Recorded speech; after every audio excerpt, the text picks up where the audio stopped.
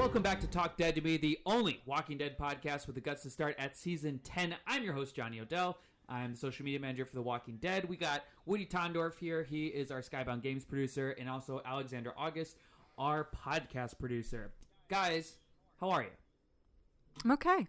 I'm well as well. Thank you, Johnny. This is a humdinger of an episode. It's a big one. Widely regarded as one of the best ones that we have. I feel like we say that every week, but there's always these iconic ones in each season, and this is one of them. Mm-hmm. It's certainly memorable. And you guys are probably wondering, wait, what episode are they talking about? I'll tell you, we're doing this fun little thing called Talk Dead to Me Reanimated. Since we are in this pandemic and this indefinite hiatus, going back to iconic episodes, interviewing old cast members, and having just a fun time. This week, we are talking Season 4, Episode 14, The Grove, the Look at the Flowers episode, the Lizzie Mika episode, the Carol episode. So much going on. Judith was there too. There was a fire. It's all fine. Woody, what do people have to look forward to in an episode like this? Look, you know the score. With Reanimated, we're not here to reinvent the wheel, but we are here to blow your little minds. We're going to do winners and losers. We're going to do Dunked On, where we establish the moments where somebody established dominance, whether in a funny way or serious way.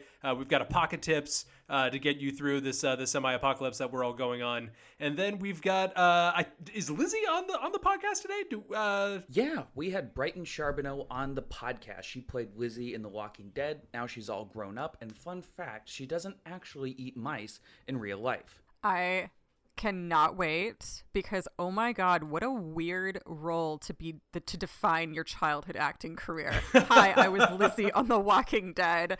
Oh man, I'm so curious to her experiences. Yeah.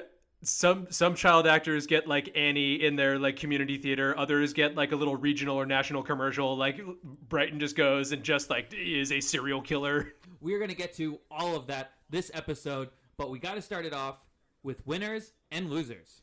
Nobody won this episode. Everybody lost, but it's The Walking Dead and everybody turns. Wow, that is technically a theme song. So appropriately stoic. Way to mark the occasion, Woody. Thank you very much. So in this episode, we had Carol, Tyrese, Judith, Lizzie, and Mika. Everyone separated from the prison. We haven't seen Rick for 3 episodes. Woody, why don't you start us off with who your winners and losers were? Well, the winner, I think we can all agree, like by a mile, the MVP is Carol. Melissa McBride, just like wall to wall, is just all over it, and we'll talk about that and give her due. But I want to talk about my dude Tyrese, and how he gets like 2, 3, maybe 4 scenes in this whole thing, and every single one he is absolutely magnetic. Like the whole monologue that he has about like. Talking about Karen and then I lose her all over again. Like he is just going for it, but not in like a big way, like you would see like a Negan go. Like he's just acting his ass off, and he does it like end, more than once. Like he mentions Karen a couple of times in this episode. So the fact that he can pull that off without me rolling my eyes, like, oh, here he goes again. This guy cannot let go of this bone. You're just transfixed by his commitment to that. Like it works, and when there isn't a lot of runway for him to play with. Yeah, and really brings it home at the end with the Carol basically being like, it's okay, you can shoot me if you want, we haven't made a lot of headway on this puzzle.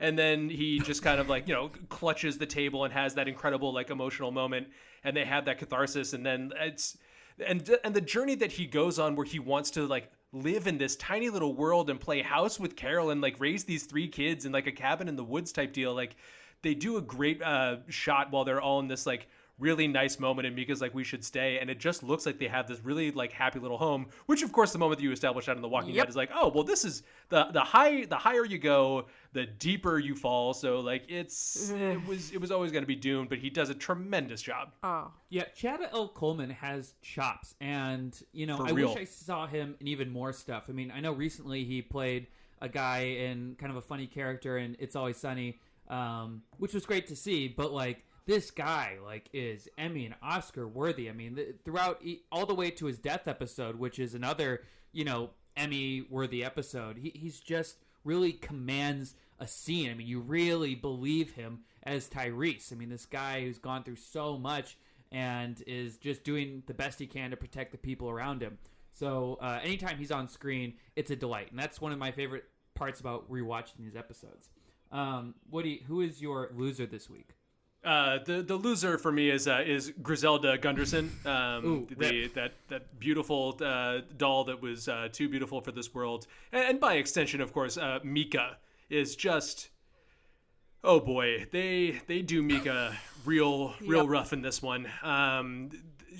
She's already kind of a stand-in for this episode for Sophia, and she gets referenced a couple times with lines about there's not a mean bone in her body, so immediately she's marked for death. And you can see, I was really sad about where this wound up, and I wasn't a huge fan of it either, because I feel like there were a couple moments where Mika starts to get agency and Carol starts to turn the corner with her, but it almost doesn't take enough for me to get into it. Like, they have a moment where Mika won't kill anything, although she does get a walker just in time to save Judith and Lizzie's lives. But like they're aiming at a deer because they're obsessed with having deer at some point because they can see it in the forest. She lines up, and I would have. They want to complete this Norman Rockwell picture. Yeah, absolutely. And I just had this moment of like, have her kill the deer and show Carol that she's on the path to actually learning how to be somebody who can live in this world, and give her a little bit of that hope. Because if you want that to be so crushing that she's taken from you like that, I think if you would push it a little bit further, it would have had a little more impact. But at the same time, like, she just gets gutted. It's really wrenching, but she just seems... she's a little too sweet for this world, and that was the whole point of it. But I wish I had seen a little more with that for her to do. But it did bother me too, and I love that like Carol was almost speaking as the audience, was like, "Hey, look, the rules don't work like this in this world. You can't just be nice, okay? If you can't shoot a deer, you can't survive. And please let me help you. Please let me help you learn the lessons my daughter never got to learn." And Carol was never gonna like kill her, like. I mean, we've seen this a million times play out in the show. I mean, we've seen people like Carl, we've seen people like Henry, and then Lydia. Remember when Lydia was, trapped herself in a closet while Daryl and Beta were, like, fighting it out in season 9 because she couldn't bring herself to kill one of her own people? And then fast forward a season to the Battle of Hilltop, and she's just, like, 360 no-scoping, like, all of her former people. Yep. Like, people can change. Henry changed, Carl changed, Lydia changed. Mika was probably bound to eventually change. Something would have happened. I could have seen like her, she seemed on her way, for sure. I would have loved to see how she would have reacted to Mika dying, and then maybe that strengthens her. And then, you put her under the wing of Carol for a little bit, kind of like Aaron Rodgers was under the wing for Brett Favre for 4 years, and then you get a great quarterback at the end of it. I'm just saying. I like that you made Mika almost like the prototypical quarterback, but maybe we get there. So speaking of, Alexander, who are your winners and losers this week? My winners are the walkers. Because, first of all, they literally got a human to feed them hand to mouth. Like, breakfast on a tray. They had someone on their team for a while who thought they were animals and tried not to harm them. And then they gained 2 more people. Well, almost gained 2 more people. But for the most part, they kind of ruled the roost here. We were still back in the time where walkers are the apex predator, and we're still all running scared. They're like, what's that? You guys are getting comfortable in this house and like happy you have a living room and a doll and like a puzzle? That's so funny. We're coming. We're going to be on fire. We're going to make it seem like we're playing with one of them just to drive her even further off the edge. Trust me, we got this. And then so obviously my losers are mice. Ooh, yeah. Mice have been having it pretty bad for the last season and a half or so. Lizzie, the episode we just covered 2 weeks ago with Clear, they're on skateboards, and then in 408, they're crucified. That seems like a fun way to live a mouse life. Sorry. They're like crucified on a board. Yeah, so it was a rough day for the rodents. Also kind of hysterical that Lizzie and Mika are these kind of these like symbols, these like such disparate symbols that literally one of them is a vegetarian and one of them likes to kill mice for fun. Like, just in case you needed a reminder that these 2 girls represent opposite viewpoints and perspectives. Right. Yeah. I wish I could take credit for this reference, but someone on the wiki was saying that it's very reminiscent of Mice and Men, with Lenny like kind of killing the rabbit and then eventually that wife, and having to get put down because he's too dangerous for his own good. He doesn't mean to be a terrible person, but he's too dangerous for society and has to be put down. It is interesting when Carol and Tyrese have like the conversation afterwards where like she can't be with people. She can't be around people. Yeah. And like Carol kind of like, you know, keeps insisting the note to be like, I'm doing the math here for you, Tyrese. Like, we're gonna have to take care of this thing if we want to like continue on. Like, you can't go off on your own. I can't go off on my own. We have to do something with this. And then there was a little moment at the beginning talking about like the losers being mice and the other rodents. At the beginning when they're walking down the train tracks and Mika makes the observation that Lizzie's not grossed out by dead rabbits. And the look that Lizzie shoots towards Mika to be like, don't you fucking blow up my spot. Pays off for the, like, it was her, the dead rabbit was her, and answers that whole deal about like, who's the serial killer? And you assume it's an adult, but like the monster was a child living amongst you the whole time. Like, holy shit. It's such an interesting, like, it's such an interesting a scene to watch, and just the story play out, because it feels, there were a lot of shots of like objects here for some reason. Like, it opens with a shot of a teapot, there's another close-up of a shot of them shucking pecans, there's another close-up of the burner, and take what you will from that, but it put me in kind of an old-timey Western place. And I feel like if we were watching a Western that had this plot unfold, which I can't imagine one in the last, I'm thinking about like old school 60s 70s Westerns, can't think of one where they'd have to mercy kill a child. But if there was one of those, the conversation between Carol and Tyrese would have been gender flipped. And I just fucking love that it's not in this one. I love that Tyrese is the emotional forward and Carol is the one who's like, suck it up, buttercup, let's get moving. Right. It reminds me a lot of Fear the Walking Dead, actually, with what you were talking about, Woody, where Carol was like, well, I'll just take Mika on my own. She's not fit to be around people. Because the exact same storyline actually played out where Travis, the protagonist's dad, takes his son, Chris, who's a fucking maniac, and like caught standing above Alicia and Madison with a knife, and he's like, what are you doing? And Travis is like, God damn it. So he takes him away from the family and from the group. And what happens? They find a camp of bros who are just like Chris, who are very fucked up. And what do? They turn on Chris, and they get him killed, which eventually gets, and then Travis eventually dies in an unrelated way with a helicopter. It's super dumb. But anyway, I missed Travis. Avatar. I get it. It's fine. But that was heartbreaking. So if you're wondering about, hey, what would that storyline be with Carol and Mika? I'd love to see it, but it sort of played out in Fear, so that's kind of nice. I'm gonna go into my winners and losers. My winner is Carol's future hallucinations. They would be very empty without this episode. Oh God. She constantly hallucinates the people that she feels guilty about dying around her, especially the kids. We have Sophia, Sam, Henry, Lizzie, and Mika.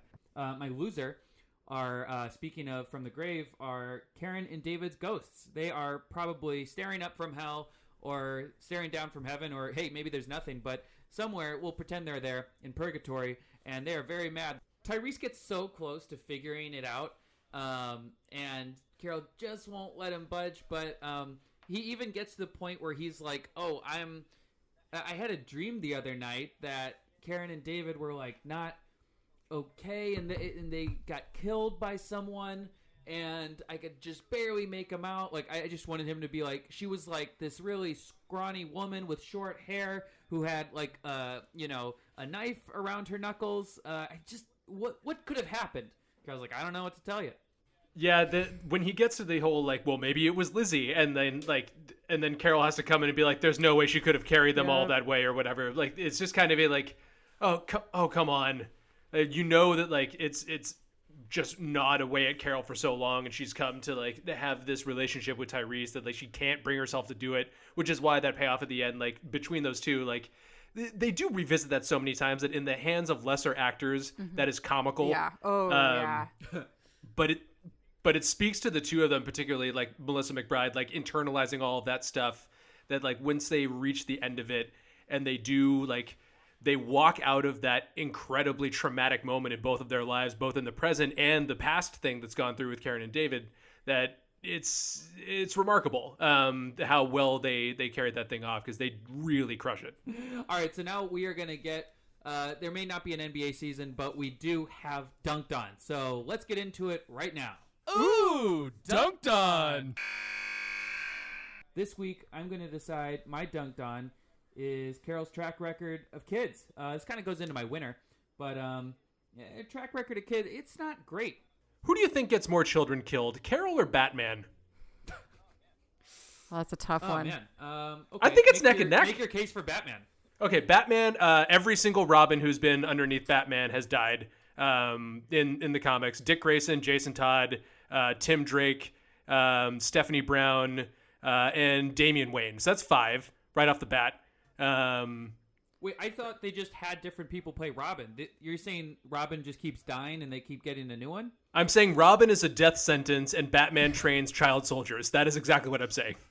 All right. Carol as a guardian is a death sentence, and Lydia better watch her ass. No, honestly, I think now that we're starting to build the whole Daryl is Southern Wolverine, I kind of think that Carol is Batman.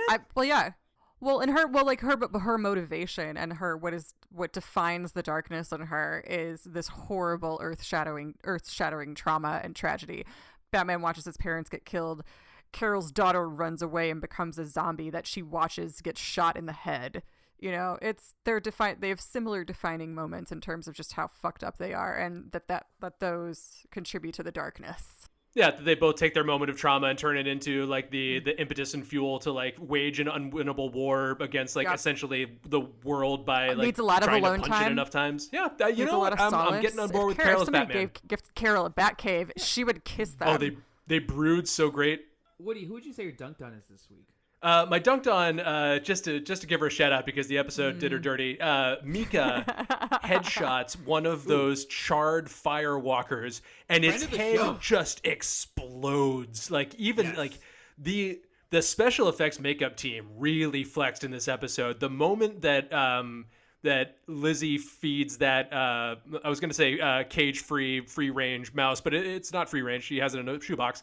The moment she feeds it, and then all of they pay off the fire with all of those walkers that were involved in it coming through the woods, and it's terrifying. And then they had that shootout with the fence having serving its purpose, and they just look so Some of them gnarly, are still and on the fire, smoke's coming off them, and all of just the effects. It's just perfect. Ooh. You could see that budget letting them flex. Oh, and that was a fun fact I was going to say for Apocalypse, but fuck it, we're talking about it. That fire that they keep mentioning, and then, the walkers who are on fire or were on fire, that is actually from the fire that Daryl and Beth set that one episode a few episodes ago. I know. It is crazy. There is some kind of congruity. Is that a word? I don't know. But continuity. There is some kind of continuity. Congruity can be a word, right? Is that a word? It sounds real. Maybe it's not. I'm going to look it up. I will yes and congruity. Oh, fuck yeah. It's a quality of agreement or appropriateness. Definitely not the definition I thought it was. But listen, there is some continuity in this show and congruity. So there you go. Talk congruity to me. That's the name of this episode. I don't care who tells me anything. I'm glad that you're the one who's going to be making the titles for the episode this week. So it's going to be talk congruity to me. Sure will. Alexander, who's your dunked on? My dunked on this week is Mika dunking on Carol's cynicism when Carol tells her that nothing ever works out, and Mika's just points to the house. She's like, I think things are going okay. She's like, actually, bitch, there's a house right there that we could live in for the rest of our lives. Yeah, there's nuts. My sister is fine. We have separate rooms. Snap out of it. It was great. And Carol, for her part, the funny part is that you see Carol would be like, wait, I know they're all separated, but at the end of the episode when they're like, well, we have to leave. I'm like, do you? You killed all the walkers. Just stay and raise Judith. Who cares? I'd watch that show. Yeah. Were you really having such a great time with that group that you wanted to go and find them again? All right, so now we're going to get on to a fun segment that has its own copyright-free theme music. I think it does. Called Apocalypse. In these strange times, don't you hate that phrase by now? There's a lot of things to be gleaned from shows like The Walking Dead, and we're here to grab all the lessons from the episode and repurpose them for you to use in real life. Woody, I would love for you to start us off. Look, just don't leave children unattended in the apocalypse, okay? Just best case scenario, they try to play tag with a walker while you're trying to make tea. Worst case scenario, they stab the other one and has designs on the baby. So just don't leave them unattended. Put a bell on them. Put an adult with them. Don't do that. I agree. It is very irresponsible. You don't know what they're going to get into. They're feeding rats to walkers. They're killing each other. Teaching themselves how to use guns. So much. I mean, this lesson obviously does not apply to Judith Grimes as she gets older, because she gets to wander around the woods with impunity and like stop Negan whenever she wants. So yeah, but for every other child in the apocalypse, just don't leave them unattended. My pocket tip is a simple one. Just look at the flowers. It is a great calming device, and I love that Carol lifts it from Mika from the grave, because she's like, oh, I just tell Lizzie to look at the flowers, and she stops being a psychopath. And I love that Carol's using it. Like, she overheard a dog owner say something to a dog, and they try repeating it, but it doesn't really work. And she's like, look at the flowers, and Mika's like, what? And she's like, just turn around so I can shoot you. So look at the flowers. It's just a great thing to say to someone that you're trying to gently calm down before you mercy kill them in the back of the dome. I know that we're over our Fear the Walking Dead quota already, but I'd be remiss if I didn't note it, or note that it's homage. I would be remiss if I did not note that is homaged later in one of the most recent seasons of Fear the Walking Dead. Oh yes, with when Nick dies, right? There's other examples. I mean, he looks at the flowers when he's in his final episode, and then he hallucinates a bunch of dead people. I love that Sasha made it in. I'm like, did like Stephen Yoon not pick up the phone? That was kind of. They weren't even. I have always been wondering that. Thank you. They had like one. They had like one so scene together. curious. How did Sasha?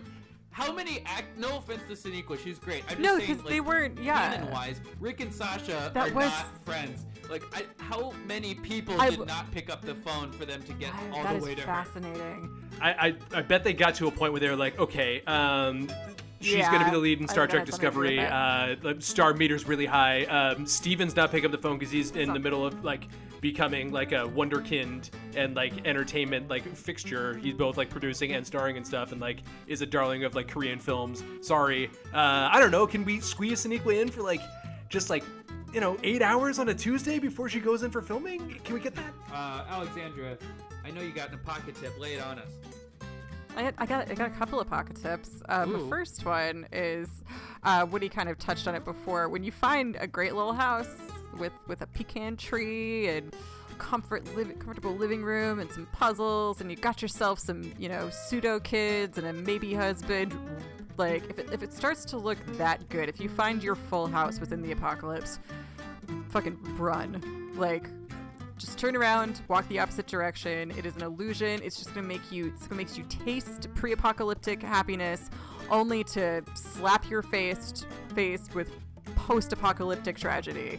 Like, as what he said, the higher you go, the lower you fall. And this episode is just a perfect example of that. Like, you gotta keep it mid-school. Just be kind of emotionless and not optimistic, not pessimistic, just right in the middle. Things will work out. Also, did I hear you suggest not pessimistic, Carol just right in the middle. Things will work Tyrese, out. Her husband in like a future, in like some sort of parallel universe?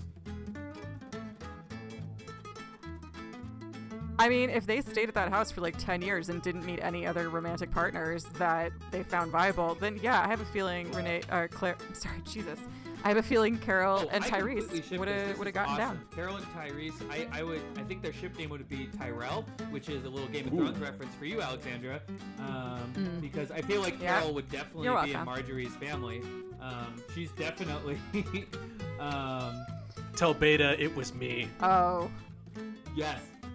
Oh, Woody, we can end the podcast after that. Did you have another pocket tip, Alexandra? I did. I had one more, and it's pretty simple. Loop the music. It's pretty simple. If you have a group, if you have a friend group that you make in the apocalypse, people that you trust, people that will not kill you or steal your food or do anything that we've seen so-called friends in the apocalypse do. If you have a group like this, for the love of Christ, figure out a what to do in case we get lost or separated plan. Yeah. Please, because a lot of this could have been avoided. Like, no, there would have been no delay at the house, would have been no chill, they would have been on their way to a location, would have already found some people. Perhaps. But no, everybody's just wandering the frick around, ending up at Terminus. It's interesting that they do figure this out, or they like.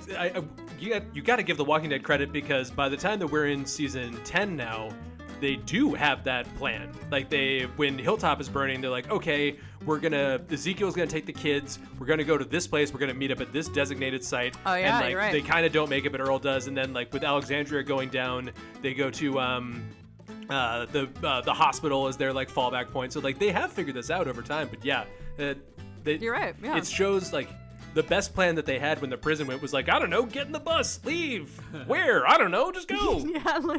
So now we're going to go on to our guest. She played Lizzie in The Walking Dead. She's all grown up, and we are so excited to talk to her. It's Brighton Sharbino, and now that, I think, almost completes our dead kid pool. Oh my God. But far from finished. Well, let's roll that interview, Past Johnny.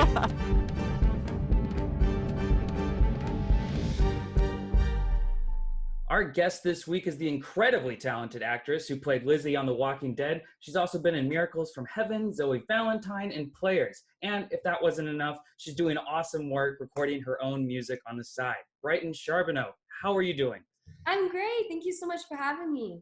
Of course, of course. A lot of people in quarantine are struggling with, what to do. A lot of people just playing Animal Crossing like myself. But based on your YouTube channel, you've been pretty busy. Yes, it's good because I have siblings, so it's never really that boring because I always have them to bother or do something with it, make a YouTube video with it. So yeah. I saw you gave your boyfriend a haircut. I did. Did you actually cut his ear?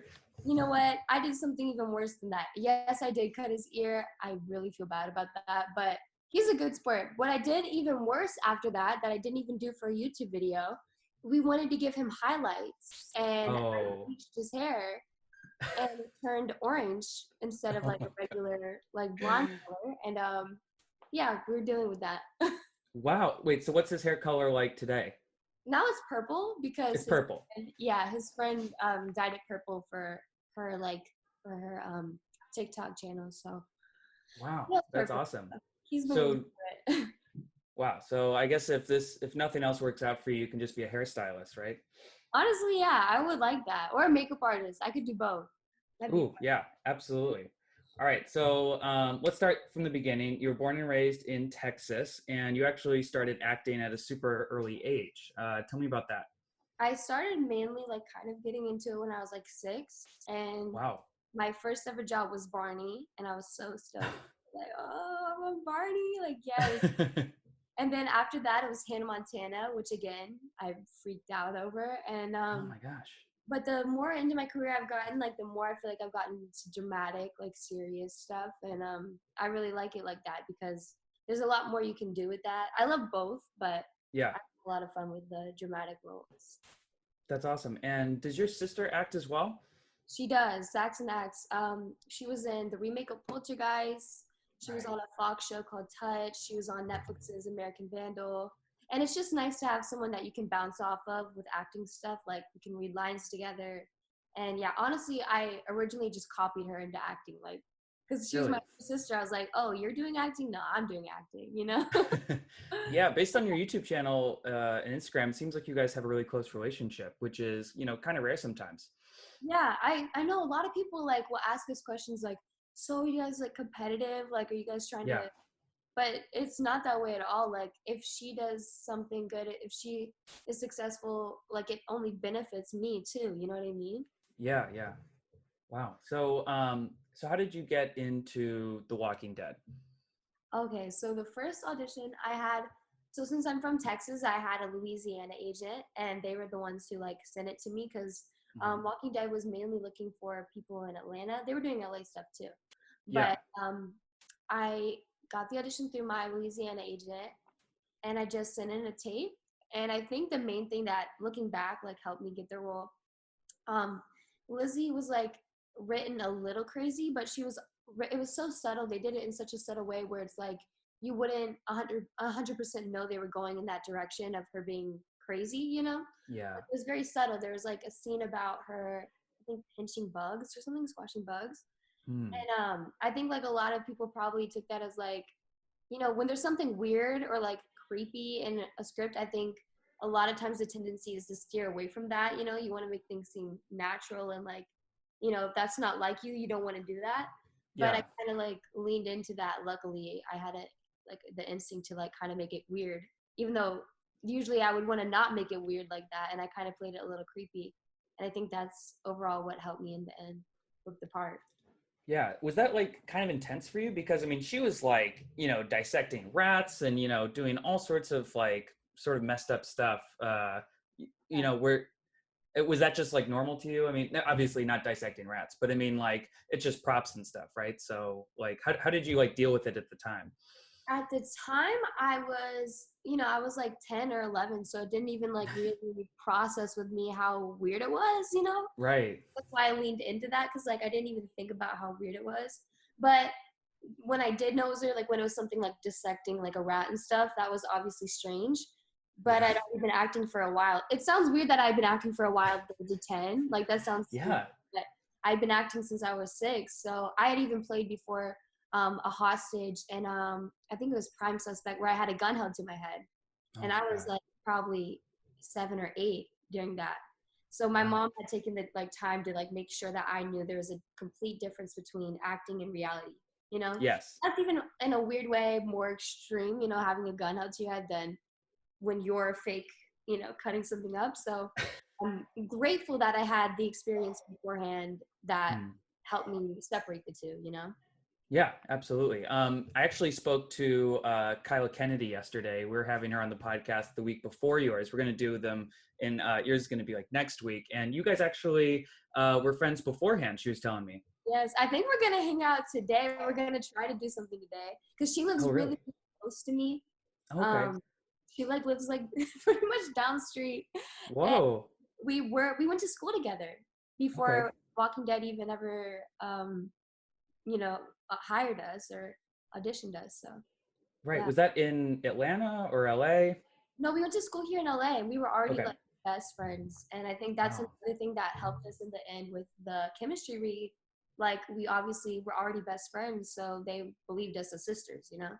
Right. Yeah. So were they not originally gonna cast you guys as sisters, or were you guys both trying out for the same part? How did that work? We both tried out for the same part, and originally it was supposed to be, there was like my character Lizzie, and then there was like the boy. I think his name was like Micah the boy.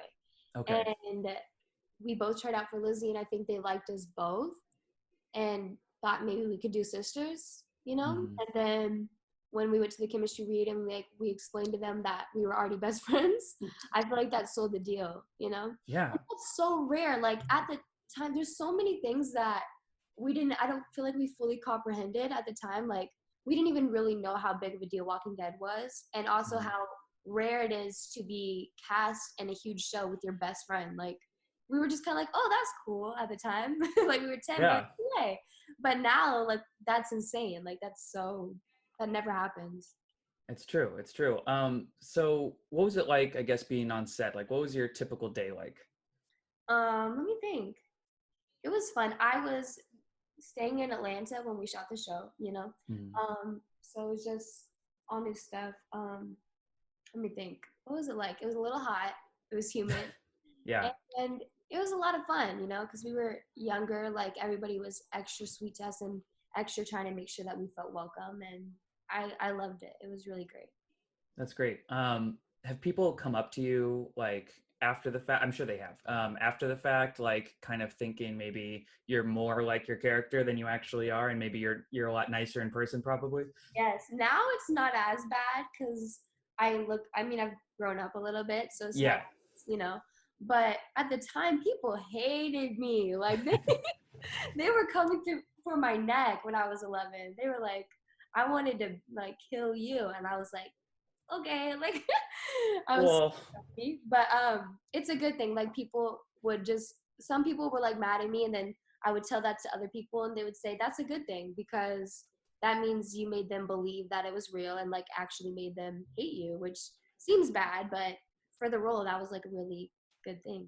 Yeah, no, it was phenomenal acting. Speaking of well, first, how did everyone gets like that famous call about, you know, how it's going to be like your last episode on The Walking Dead. How did that play out for you? So they told my mom first, because, you know, they're not really like gonna Yeah. they're not gonna call it like a 11-year-old and be like, hey, so you have to get shot in the back of the head. That would be a little strange. So they told my mom, and they kind of said it like, we have good news and we have bad news. And the good news was there's going to be an entire episode dedicated to Lizzie and Mika. The bad news is they both will die by the end of the episode. The bad news is they both will die by the end of the episode. And at first I was sad, you know, I was like, no, I don't want to. But at the end of the day, the show's called The Walking Dead.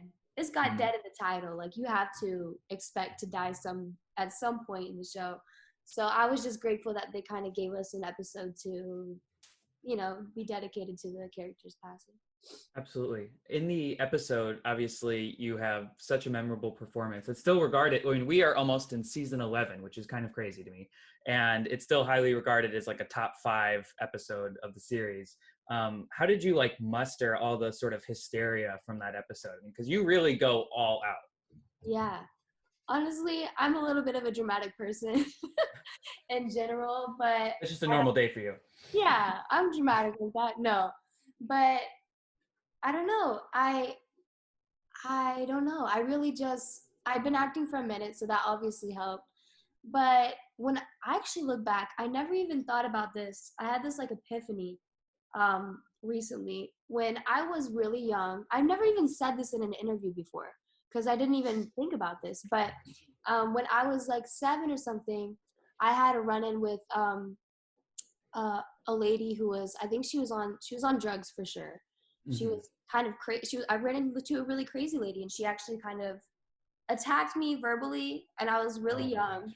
And it was like so traumatic at the time because I was from this really small, like sheltered town in Texas. And then I came out to LA, and then boom, I got attacked by a crazy person pretty much.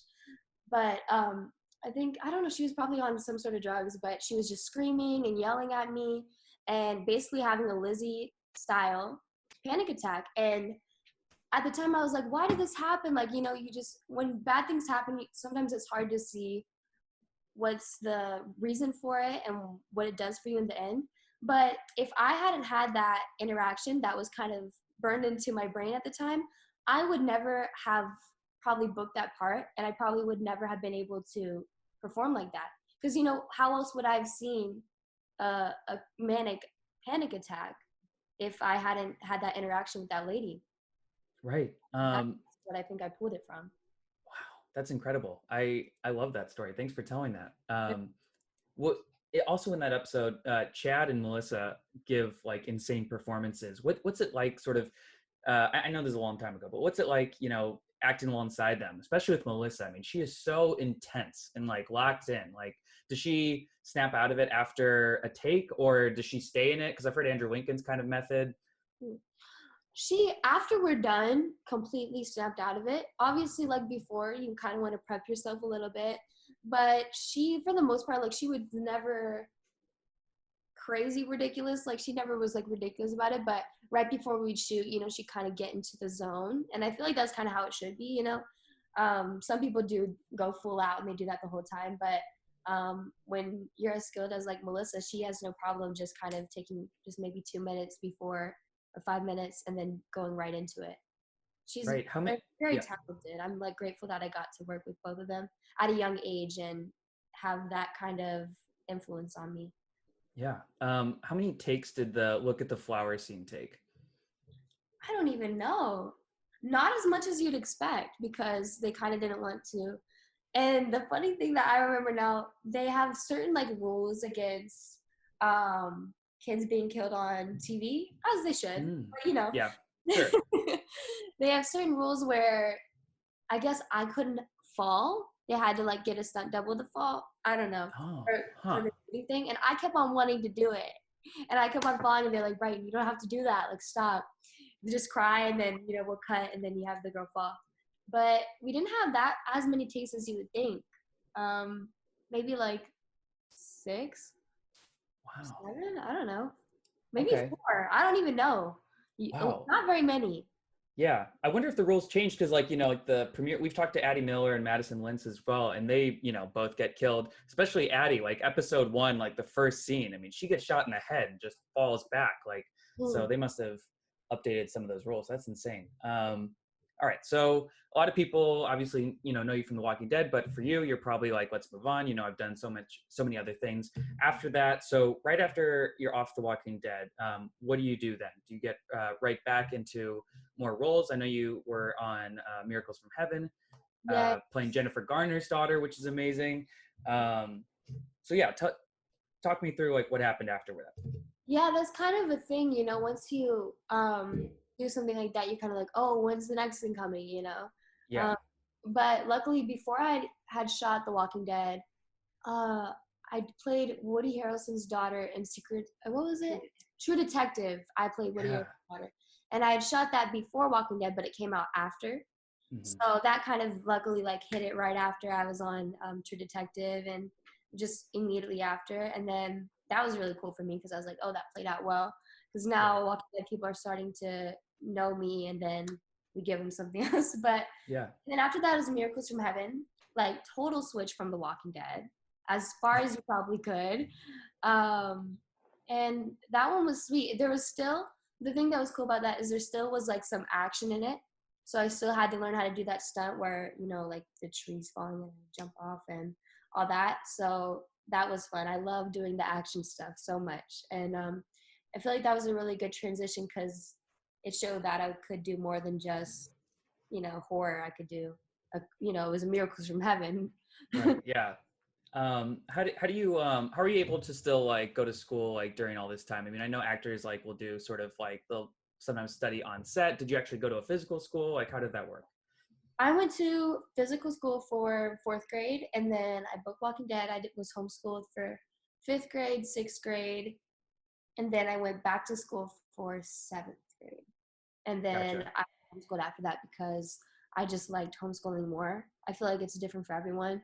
It's funny now because everybody's kind of having to be homeschooled since Corona, but I really liked it because I could work on my own time. And just even the fact that I had the control over when I was doing it made me want to do it rather than feel forced. Right.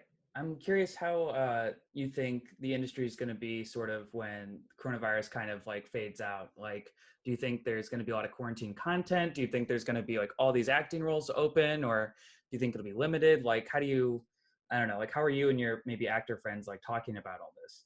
I think that they're going to come back with a boom, honestly. I think make up for lost time. And also people have had so much time to sit in their house and like come up with things that they want to do when this is over. So I bet hopefully it'll be back and better. Yeah, I do too. I hope it's not just too much quarantine content. I feel like every show like This Is Us is going to have like a quarantine episode, but I hope we can just get past that and then keep going because I don't want to keep reliving it. Oh, I didn't even think about the quarantine content. You're probably right though. Yeah. I mean, I can see it on like every show. It's a very special episode. Yeah. So aside from acting, you've also gotten into music a little bit. And I just saw recently you posted, you had like sort of come up with sort of like a banger like challenge, like in 24 hours or whatever, like that. And honestly, because I didn't really know what to expect, it actually like kind of slaps. Like it's pretty good. Like I was like, wow. I definitely couldn't come up with anything like that. Who are you working with there? My friend Jared. Okay. Bear. I think his Instagram's Hayes Jared Bear. I think it is. But Jared's the best. He's really talented. And because we have so much time, we're on quarantine, it was just perfect to make a song. And yeah, it was for my YouTube video where I was going to make a song in a day was the thing. And it took a lot of work, but I am really happy with it. And I got more of a positive reaction than I ever thought I would, So yeah. Glad that you liked it. It came out well, and you had a whole like kind of music video for it, like a quarantine music video, which I love. Oh yeah, it was just like random places in my house. Yeah. And also I feel as a social media manager, I think your social media game is on point. I think it's really good. You social media manager too? Yes. Yeah. I'm like the Wizard of Oz. When you see The Walking Dead, that's me. Yeah. You're on it though. Probably be disappointing to some people, but it's me. No. So thanks. Thank you I've been talking to you for a minute, so thank you for retweeting me on their account. And I got you. How do you, Thank you so much. How do you sort of like strategize your like social media content? I mean, I'm sure you don't have like an Excel sheet or anything, but like, what do you like focusing on? Because you actually have like really good content. Some actors, it's kind of like whatever, but yours is really solid. Thank you. It's hard because like it's really weird. Like one of my friends got on to me the other day and they were like, your account's looking too social media-y. Like it looks too like a social media person, which is a real problem for actors because they don't want to tip the pot and look like they are only an influencer. But at the same time, how am I not supposed to look like a social media type person when I'm on social media posting, Yeah. So I don't know. This is a secret. I have a second account where I just plan out, where I just post, and then if it looks really weird on my feed, I change it. That's my secret. Wow. Yeah. Wow. A Brighton burner account. Yeah, it's a Brighton burner account. And it literally looks identical to my Instagram. Yeah. Everyone check out at Brighton burner on Instagram. No, I'm kidding. That's not a real thing. Is it? I don't know. I would die. I'm guessing it's on private. Yes. That's smart. 100%. That's smart. Yeah. Do your friends follow it at all, or is it just for you?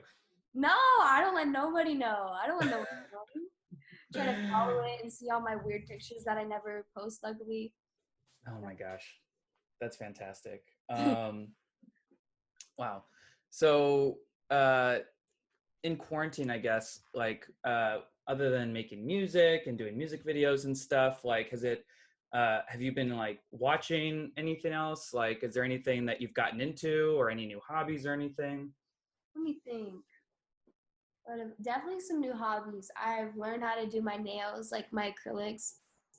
And that sounds dumb, but I have been spending so much money on acrylics when quarantine's not, I've been spending so much. Like it adds up. You don't feel like it's a lot, but then if you're doing it every month. So that's one thing I'm proud of. I finally figured out how to do my nails. So yeah. Nice. You should do your boyfriend's nails next time. That'll be the next YouTube video. He's got purple hair right now. He would be so mad. Just go all out. If he has the purple hair already, you might as well. I mean, you cut his ear, you dyed his hair orange. You might as well give him the nails. Yeah. Wow. That's amazing. So when this whole thing is over, what else do you have coming on? I know you have you're in Players, and you also co-produce that. Yes, that was one of the first things that I had ever been a producer on. So I was especially excited about Players. It felt like very close to me. I hope we get a season 2. That was like one of the most fun things to work on. And I also have a movie coming out called Beckman. That one's really interesting because it's kind of like, honestly, like a little bit of a weird mixture of like Miracles from Heaven, Walking Dead, because it's got some Christian-y stuff in it, but then there's a lot of violence in it too. It's like an interesting mashup for Beckman. Wow. Yeah. And let me think, just doing my YouTube, and maybe I'll release more songs soon.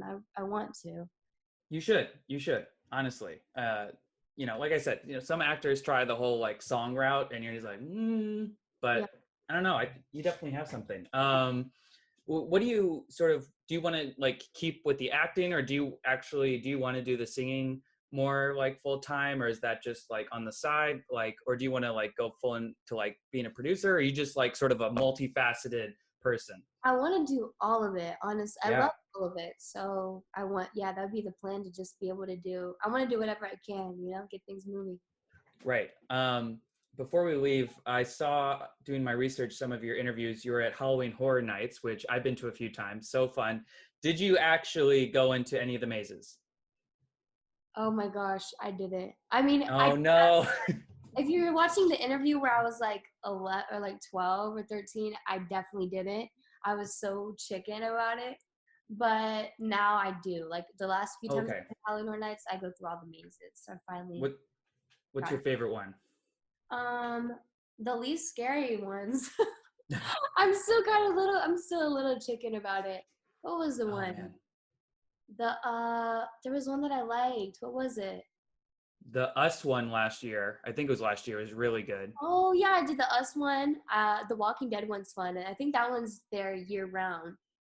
They're actually getting rid of it, and I know for, get this, Secret Life of Pets, which is that even big enough to be a thing? And then I look, it made like $400 million, and I was like, all right, I guess it's a thing, but Yeah. Well, I guess they'll bring it back. I do feel like probably like Universal's like definitely something that you would take like your kids to, and so that would make sense.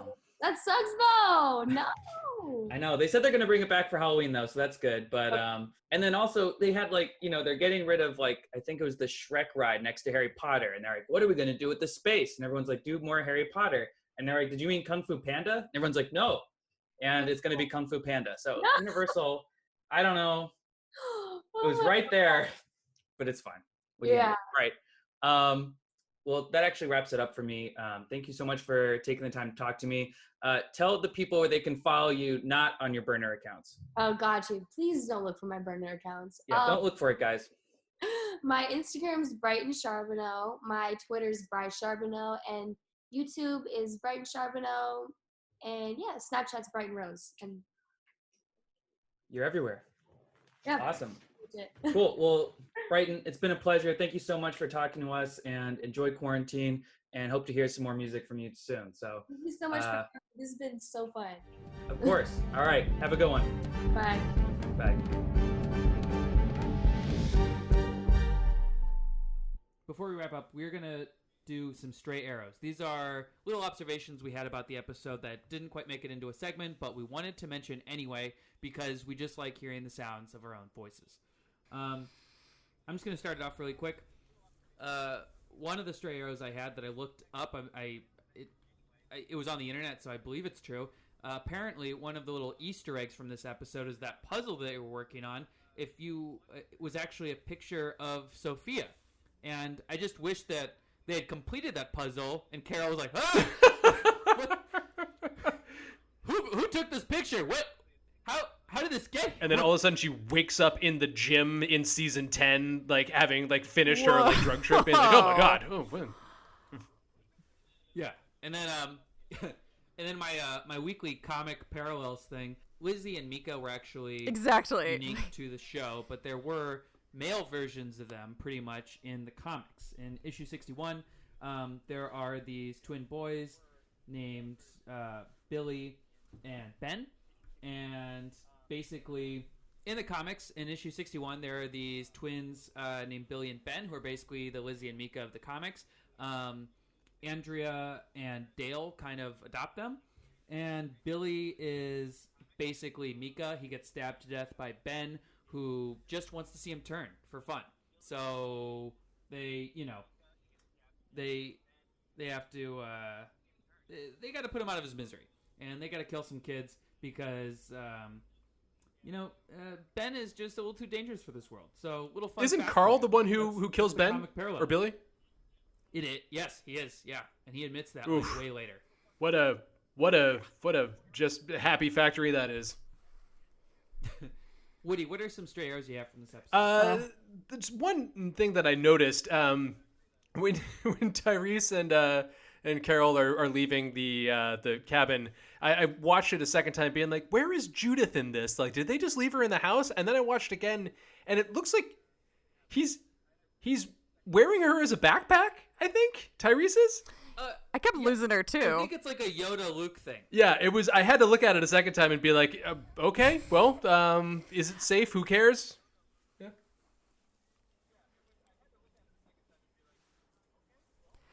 It was. I wonder if they didn't. I wonder if something happened and they didn't have have a baby, one of those baby model dolls that they use in television when there isn't an actual baby in the shot. They're realistic looking doll. I wonder if they. Yeah, I wonder if they didn't have one of those because I like that you brought this up because I realized while watching it I was kind of like, wait, is she in the little baby Bjorn? Is she in a little backpack, or is she in the diaper bag that they're carrying? Because at some point Tyrese is running, and both Carol and Tyrese are running and shooting, and then one of them has a bag they're holding. I'm like, oh, well, she wouldn't be on his body at that point. And there were just scenes where you really couldn't tell where she was. And I wonder if they were just like, oh, shit, we don't have a doll. The baby Bjorn, you have to, her head's completely covered. There's no breathing room. Yeah. And if he, just, trips on a ladybug and falls backwards, you got a dead baby. And then, what grade did AV Club give it? C+. They, Fuck you, I like this. So what do we think of this? What do we think of this grade? It's fucking terrible. The Grove is how dare you? I'd say a B plus A minus. AV Club, you can take yeah, your nose. I would say The Grove is a solid A. This episode is incredibly ambitious and maybe well they'll executed. rewatch it someday as well, and appreciate it a little bit more. They won't, but they could. I will say I'm glad that the AV Club kind of stepped up and was like, this is maybe a little bit too far, because clearly the rest of the Walking Dead audience was totally fine with that, but they were not fine with Glenn dying. Rick just gunning down a kid. Like, we don't even get to see Mika and Lizzie get shot. We just see, like, the aftermath of Mika, and then we just see Carol pull the trigger. Like, we saw a girl get a shot to her forehead the first scene, episode 1, season 1 of The Walking Dead. So if they're, like, just totally shocked by this or disgusted, you can get out of here. You're reviewing the wrong show. I think... Johnny Hot Takes, welcome back to the podcast. But I think with the pilot, that was an establishing, like, this is going to be a shocking world, like, this is where it comes to. But I think the thesis they had on that was that, like, okay, we keep hitting you with this stuff, but, like, is the point of this show to, like, keep giving you more shocking kills? Is that why we are watching this thing? And I think the answer is no. And I do think that, like, Carol and Tyrese are, and they note in this in the review, like, they are fantastic in this episode. Fair. And I think they start to go to, like, well, like, is child murder the thing that we want? And then I started really thinking about it, and I don't mean to, like, make this a whole sidebar, but I do think that The Walking Dead is a fascinating show in the sense that, like, you would give, in a regular TV show, you would give the serial killer storyline to an adult. You wouldn't necessarily hand that sort of, like, weighty acting stuff to a kid, and yet there are so many storylines in The Walking Dead that hinge on child actors, and a variety of them. It's not like Mad Men or, like, Sopranos, where they find one and they're like, okay, this, like, Kieran and Shipka go and, like, run with this thing. The Walking Dead, like, really pushes their ensemble cast to the limit, and sometimes, like, you bump up against it and sometimes they don't. But I think in this case, like, making Lizzie this, like, severely, like, traumatized and disturbed child who has a, like, mental break of what is a walker and what is a person, and, like, adults have that too. And I think that they gave that to a child actor, I think is a big move, and it pays off a little bit. It's definitely effective. I think we've milked this cow. We fucked this horse enough. Alexandra, what stray arrows do you have from this episode? So quickly finish out my utter worship at this episode. The dialogue was really incredible. We talked about just Carol bringing up, like, she did, talking about how Sophia didn't have a mean bone in her body, talking about Mia, how Mika didn't have a mean bone in her body. Just that kind of callback to Sophia, and was really chilling. So the dialogue, and the use of dialogue in general. This is one of the few episodes where we have where we have narration over the final scenes, and it was just really kind of chilling and eerie.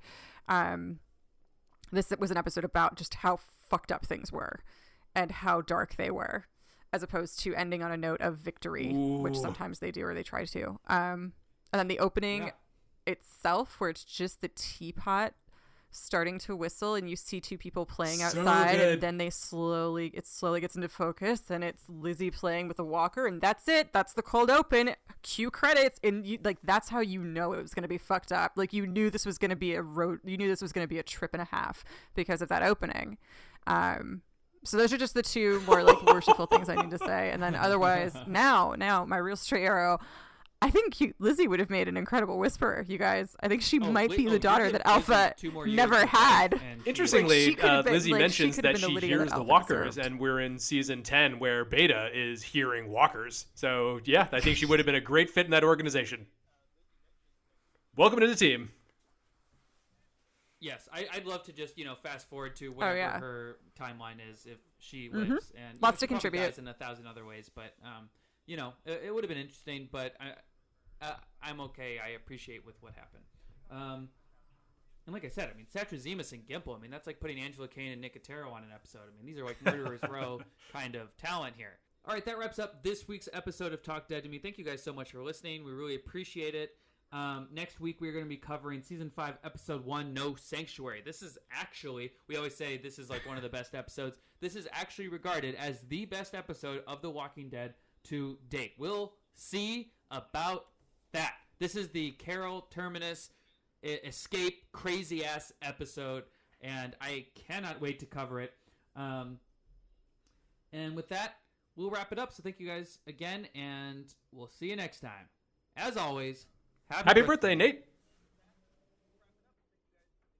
I really do think Mika could have been turned into a badass, and then I would have loved to see her like keep growing, while then Lizzie Happy went birthday, the complete Nate. opposite direction and became a villain, and they eventually like face off. That would. I think she's more of like a Tim Drake. She's more cerebral than like a Dick Grayson, who's a more I would like acrobatic. Mika. Mika is basically Carol's Robin. Killer.